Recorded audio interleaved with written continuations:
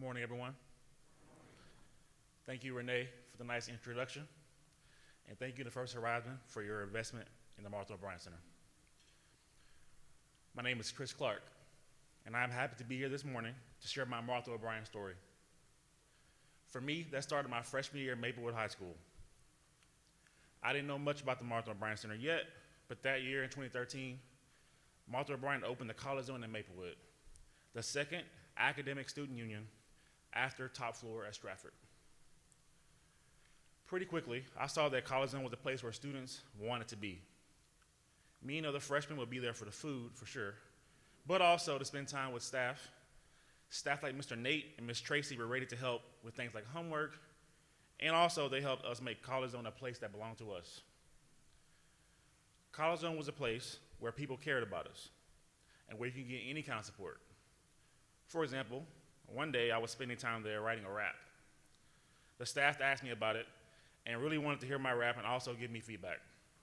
I was surprised that Mr. Nate had some pretty good ideas to make the rap better. They helped a lot with homework as well.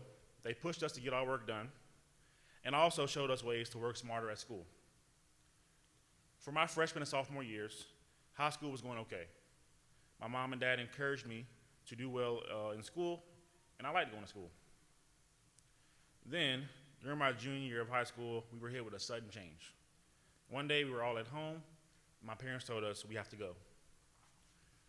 We could no longer be in our home. Looking back, the house had been kind of falling apart, so maybe there were signs that something was wrong, but this was still a surprise to me. We had to pack up and leave right away.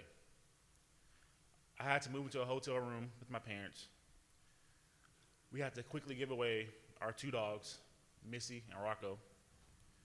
I'm not really sure what happened to them, and I love those dogs, so that was pretty tough. The hotel room was not a great place to be as a teenager.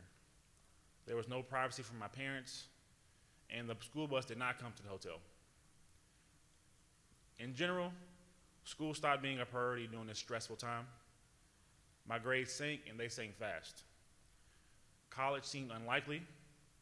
Many days I just didn't care about what was going to happen after high school. I started spending more time at the College Zone. I could talk to Mr. Nate. He was able to lift my spirits. I was encouraged to do my homework when I was there. I pretty much never did homework in the hotel room. There was not really any space to work in the hotel room. No space for me. Ms. Tracy and other staff encouraged me to imagine what was possible for me, for my future. College, to me, sounded very expensive and hard to get into, especially with my grades getting so bad. But Ms. Tracy really wanted me to understand that even I could go to college. I made it on to senior year determined to do better, with the support of people who believed in me, like my parents, Mr. Nate, Ms. Tracy, and other staff from Martha O'Brien Center. I remember another thing that helped me during this time was prayer. I prayed to God. God, I don't want my kids to stay in a hotel. I said to God, if I can get into college, I promise you I will work hard, graduate, and pay off my loans with a good job. And God said back to me, I will give you one better. I will send you to Belmont University with a full scholarship.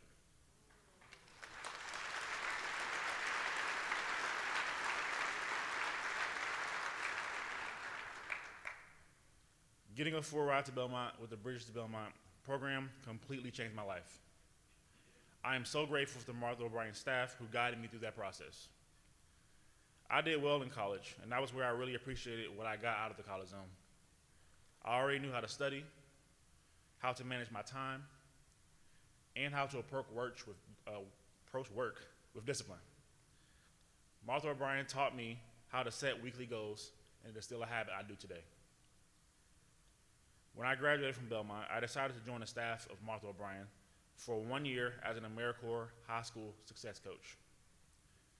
I thought it would be helpful for high schoolers to see someone like me who came out of East Nashville and went on to graduate from college.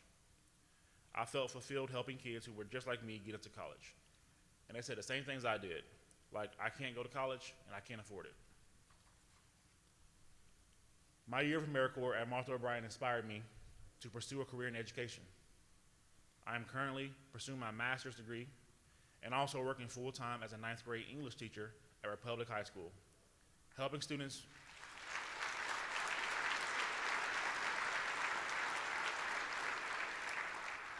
thank you, helping students read Shakespeare, teaching them how to write, and also coaching basketball. I learned last year that teaching ninth graders is hard. But I also learned that it's something I can do, well enough to have a real impact on students. I can tell you about one of my students from last year who came a long way. We'll call him Jason. Jason came to us way, way behind grade level for reading and writing. He wanted to participate in class. When we did reading and writing exercises, he would try hard, but when he would fall behind the rest of the class, he would give up. His head would go down on his desk, or he would just stare into space. At first, I was not sure how to reach him. I called his mom one day, looking for answers.